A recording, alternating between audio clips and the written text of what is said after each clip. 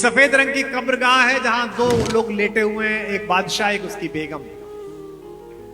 सुंदर बिल्डिंग है, अच्छे लोगों ने बनाई है। मैं उन कारीगरों को प्रणाम करता हूं जिनके कौशल का नमूना है। कहते हैं ये प्रेम का प्रतीक है। अजीब बात है। मुझे तो यह संयोग नहीं मिला कि मैं देश की नीति का निर्धारण करूं। कभी ऐसा संयोग पड़ गया और मुझसे कहा गया इस राष्ट्राध्यक्ष को घुमा के लाओ, तो मैं उसे आगरा नहीं ले जाऊंगा।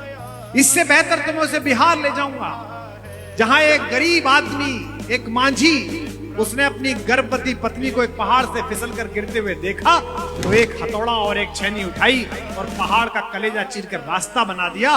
वो पहाड़ दशरथ मांझी का जड़ा बड़ा प्रेम कर। इससे बड़ा प्रेम का प्रतीक अगर किसी विदेशी को घुमाना हो तो हेलीकॉप्टर में बिठाकर राम सेतु के पत्थरों का दर्शन करा देना, जिस पर एक प्रेमी चढ़कर गया।